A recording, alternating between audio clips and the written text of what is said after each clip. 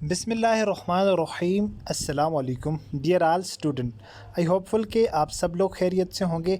अच्छा जी, आज की जो वीडियो है इसमें मैं आप लोगों के साथ 2021 और 2022 के जो तमाम सेंटर हैं पाकिस्तान के आर्म फोर्स सर्विसेज के, जहां पर स्टूडेंट्स के टेस्ट हुए हैं, तो ये कुछ MCQs हैं जो कि मोस्ट इम्पॉर्टेंट MCQs हैं, जो कि बार बार वो उन सेंटरों के अंदर यही वाले क्वेश्चन आ रहे थे, क्योंकि रोज़ाना की बेस के ऊपर टेस्ट होते हैं।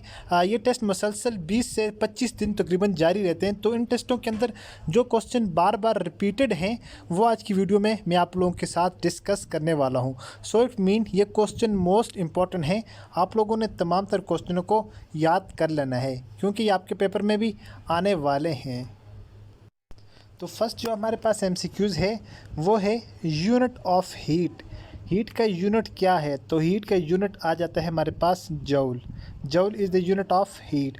अच्छा, मैं आप लोगों को बता दूं, आप लोगों ने यूनिट याद करने हैं सारे, ठीक है जी। कोई भी यूनिट आ सकता है, ये ज़रूरी नहीं है कि हीट का ही आ जाए बार बार। उसके बाद नेक्स्ट जो MCQs है जी, सिनोनियम्स ऑफ कंपार्टमेंट इज़। अच्छा, सिनोनियम्स जो वर्ड एस से निकलता है इसका मतलब होता है सेम मीनिंग वाला, ठीक है। आप लोगों ने इस तरह याद रख लेना है।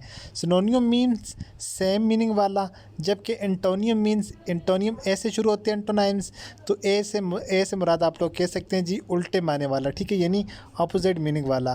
तो सिनोनियम जो कंपार्टमेंट है, कंपार्टमेंट कहा जाता है हिस्से को, ठीक है जी, जबकि इसका जो मीनिंग हो जाएगा वो नोक, नोक कहा जाता है कोने को। तो इस वजह से इसका जो मोस्ट अप्रोप्रिएट मीनिंग था उन चार ऑप्शन में से ये वाला जो था वो करेक्ट आंसर और सूटेबल आंसर था, इस वजह से इसका करेक्ट आंसर ये हो जाएगा। उसके बाद नेक्स्ट जो क्वेश्चन है जी, a law in which temperature kept constant is called. एक ऐसा लॉ जिसमें टेम्परेचर को क्या किया जाए, कांस्टेंट रखा जाए, यानी टेम्परेचर जो है वो कांस्टेंट हो, वो कौन सा लॉ है? तो वो बॉयल्स लॉ है हमारे पास। तो बॉयल्स लॉ, तो ये फिज़िक्स का क्वेश्चन है जी। बॉयल्स लॉ एक ऐसा लॉ है जिसमें क्या होता है, टेम्परेचर को कांस्टेंट रखा जाता है। सो इसका करेक्ट आंसर हो जाएगा बॉयल्स लॉ। बाकी इनके साथ आपको चार ऑप्शन दिए जाते हैं, ठीक है, जो कि रॉन्ग होते हैं, उनमें से एक करेक्ट आंसर होता है। सो इसमें बॉयल्स लॉ करेक्ट आंसर था।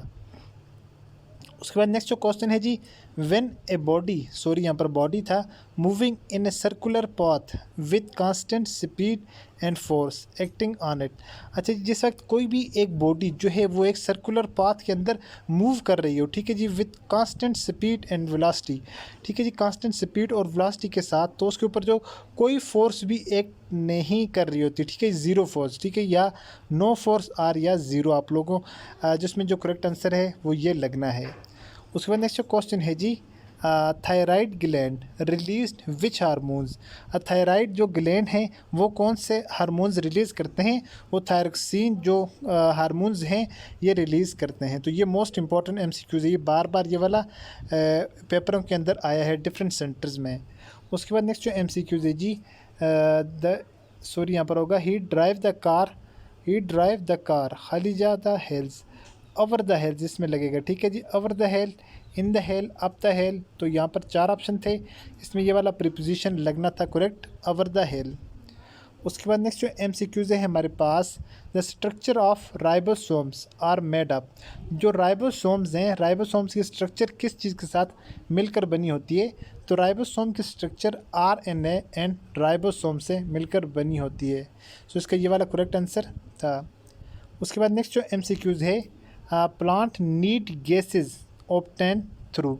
अच्छा जी, पौधों को जो है वो किस चीज़ की ज़रूरत होती है? गैसों की ज़रूरत होती है, गैसेस। वो कहाँ से जो है लेते हैं उन गैसेस को? उनको जो नीड होती है ग्रोथ के लिए, तो वो अपने पत्तों के ज़रिए लेते हैं, लीव्स, ठीक है, अपने लीव के ज़रिए वो उस गैसों को ऑब्टेन करते हैं एनवायरनमेंट से। उसके नेक्स्ट जो क्वेश्चन है जी, गोल्डन एलगी आर कॉल्ड। तो गोल्डन एलगी को क्या कहा जाता है? डिसमाइट कहा जाता है गोल्डन एलगी को। तो ये मोस्ट इंपॉर्टेंट MCQs है। अच्छा जी, अगर आप लोगों ने हमारे पेड कोर्सेज ज्वाइन करने हैं तो आप लोगों को यहाँ पर एक नंबर शो हो रहा होगा। तो हमारे पेड कोर्सेज में जस्ट आप लोगों को 1000 रुपये फ़ी के अंदर आप लोगों को कंप्लीट 25 सीरीज़ वर्बल की, 5 सीरीज़ नॉन वर्बल की, और उसके अलावा एकेडमिक के नोट्स एंड तमाम तर चीज़ें प्रोवाइड की जाती हैं। इसके अलावा आप लोगों का हर वीक के बाद एक टेस्ट दिया जाता है। अगर आप लोग तैयारी करना चाहते हैं तो इंशाल्लाह आप लोग 10 से 15 दिनों के अंदर इजीली अपना सारा सिलेबस कवर कर सकते हैं आसानी के साथ। वो भी आप लोगों को गाइड किया जाएगा, आप लोगों को फ्री ट्रायल की वीडियो भी प्रोवाइड की जाएगी कि हम किस तरह पढ़ाते हैं। देन अगर आपने ज्वाइन करना हो तो आप ज्वाइन कर सकते हैं। आप लोगों को ऊपर एक नंबर शो हो रहा होगा, तो आप लोग इस नंबर पर मुझसे रब्ता कर सकते हैं। उसके बाद नेक्स्ट जो MCQs है जी, light blindness is deficiency due to vitamin. अच्छा जी, जो आँखों का अंधापन है वो कौन से विटामिन की कमी की वजह से हो जाता है? तो विटामिन ए की कमी की वजह से लाइट ब्लाइंडनेस होता है, ठीक है जी। तो ये मोस्ट इम्पॉर्टेंट MCQs है। तो अक्सर जो है वो विटामिन्स की जो इम्पॉर्टेंट डिजीज़ हैं तो उनकी डिफिशिएंसी पूछ ली जाती है कि ये डिफिशिएंसी कौन से विटामिन की कमी की वजह से है, ये डिफिशिएंसी कौन से विटामिन्स की वजह से ये बीमारी है। तो आप लोगों ने ये लाजमी देकर जाना है। अक्सर विटामिन के रिलेटेड आ जाता है, ए के रिलेटेड आ जाता है, तो आप लोगों ने इस तरह देकर जाना है, ठीक है। बी को, सी को, विटामिन के को आप लोगों ने देकर जाना है कि इनकी डिफिशिएंसी से कौन सी बीमारी पैदा होती है। उसके बाद नेक्स्ट क्वेश्चन है जी, SI unit of electric current is. तो इलेक्ट्रिक करंट की SI यूनिट कौन सी है? तो एम्पेयर जो है वो इलेक्ट्रिक करंट की SI यूनिट है। सो ये भी मोस्ट इम्पॉर्टेंट MCQs है। तो आप लोगों ने तमाम SI यूनिट्स और उसके अलावा आप लोगों ने जो ड्राइव यूनिट हैं ये आपको आने चाहिए लाजमी हर सूरत में, क्योंकि इनसे रिलेटेड MCQs आते हैं बार बार पेपर के अंदर, ठीक है जी। 2 MCQs लाजमी आते हैं, 2 अगर ना भी आए तो 1 MCQs आप लोगों का SI जो यूनिट होते हैं सिस्टम इंटरनेशनल के जो स्टैंडर्ड यूनिट होते हैं, और दूसरे यूनिट्स आप लोगों के होते हैं ड्राइव यूनिट, उन्हीं के अंदर से जो ड्राइव के होते हैं। कौन से यूनिट? Drive unit. आप लोगों ने ये बात पढ़ कर जाने हैं। उसके बाद नेक्स्ट जो क्वेश्चन है जी, what are the primary colour. तो प्राइमरी कलर हमारे पास कौन से हैं? तो प्राइमरी हमारे पास बेसिक कलर 3 हैं, रेड, ग्रीन एंड ब्लू। और जो बाकी कलर हैं वो इनसे मिलकर फर्दर बाकी जो जितने भी कलर हैं वो बनते हैं। तो ये 3 बेसिक कलर हैं, रेड, ग्रीन एंड ब्लू। उसके बाद नेक्स्ट MCQs है जी, pH ऑफ ब्लड। तो ब्लड का जो है वो pH क्या है? तो ब्लड का pH 7.4 है। 7.4 इज़ द करेक्ट आंसर। उसके बाद नेक्स्ट जो MCQs है जी, सिनोनिम्स ऑफ सेंसर, यानी सिनोनिम्स ऑफ सेंसर। सेंसर का सिनोनिम्स क्या है? अब सेंसर कहा जाता है एहतिसाब को, तो इसका जो सिनोनिम्स हो जाएगा वो हो जाएगा इंस्पेक्ट, यानी मुआयना करना, ठीक है जी। तो उसका ये वाला हो जाएगा सिनोनिम्स मीन सेम मीनिंग वाला। तो उसके बाद नेक्स्ट जो हमारे पास MCQs है जी, how many senses of human. Human के अंदर कितने तरह के सेंसेस होते हैं? तो ये भी मोस्ट इंपॉर्टेंट MCQs है जी। 5 सेंसेस होते हैं ह्यूमन के अंदर। कौन कौन से होते हैं? टचिंग का सेंस होता है, साइट का सेंस होता है, हेयरिंग का सेंस होता है, स्मेल का सेंस होता है एंड टेस्ट का सेंस होता है, ठीक है जी। ये 5 हमारे पास सेंसेस होते हैं। तो ये भी मोस्ट इम्पॉर्टेंट MCQs है। उसके बाद नेक्स्ट जो क्वेश्चन है, how many sense of women. तो ये 5 हैं, तो मैंने आप लोगों को इनकी डिटेल बता दी है। उसके बाद नेक्स्ट जो क्वेश्चन है जी, long sightedness is corrected by using. अच्छा जी, लॉन्ग साइटनेस मीन यानी दूर की नज़र अगर किसी की कमज़ोर हो तो उसको आप लोग कैसे सही कर सकते हैं? इज़ करेक्टेड बाई यूजिंग, कौन सी चीज़ यूज़ करके आप उसको सही कर सकते हैं?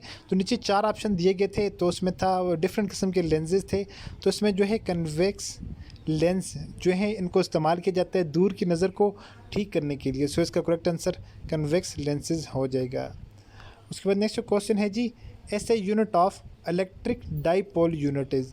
तो SI यूनिट सिस्टम इंटरनेशनल जो यूनिट है इलेक्ट्रिक डाईपोल की वो क्या है?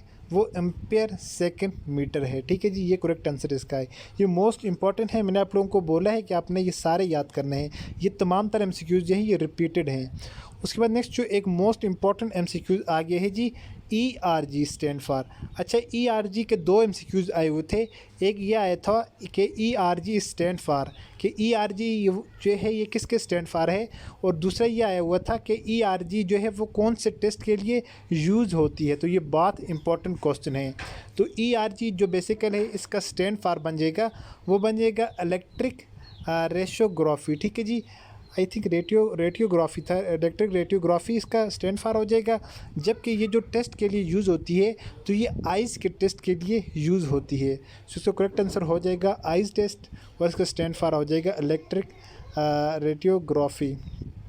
उसके बाद नेक्स्ट जो MCQs है जी, picric acid form from when react with nitric acid. अच्छा, पिक्रिक एसिड जो है वो किस तरह तैयार होता है? पिक्रिक एसिड अब क्या चीज़ है? पिक्रिक एसिड जो है ये इसका कॉमन नाम है, ना कि ये इसका आयुपैक नेम। तो ये पिक्रिक एसिड का जो आयुपैक नेम होता है वो होता है 2,4,6 ट्राई नाइट्रोफिनॉल। ठीक है जी, यानी ये इसके साथ यहाँ पर OH लगा होता है और यहाँ ये फिनाइल लगा होता है इसके साथ। यहाँ पर इसके क्या लगा हुआ होता है? इसके 3 साइड होती है, 1 2 3 यहाँ पर, यानी ये एक दूसरी पोजीशन पर, एक चौथी पर, एक 6 पर, 2,4,6 ट्राई नाइट्रोफिनॉल। तो ये इसका कॉमन नेम आ जाता है पिक्रिक एसिड, जबकि इसका साइंटिफिक नेम आ जाएगा 2,4,6 ट्राई नाइट्रोफिनॉल। तो ये इसका करेक्ट आंसर हो जाएगा। ठीक है, फिनॉल, जब फिनॉल इसके साथ रिएक्ट करेगा तो ये नाइट्रिक एसिड बना देगा। ये मोस्ट इंपॉर्टेंट MCQs है। उसके बाद नेक्स्ट क्वेश्चन है जी, formic acid are obtain in the following. अच्छा, फार्मिक एसिड जो है, फार्मिक बेसिकली जो वर्ड है इसका मीन ही आंट है। ठीक है जी, ये ग्रीक वर्ड है आई थिंक, तो इसका मतलब है आंट।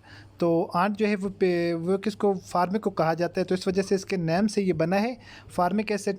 तो ये कहाँ से ऑब्टेन किया जाता है? ये आंट से, यानी चूंटी से ऑब्टेन किया जाता है। उसके बाद नेक्स्ट जो MCQs है जी, विच बल्ब हैज़ हाई रेजिस्टेंस 50 वाट और 5 वाट।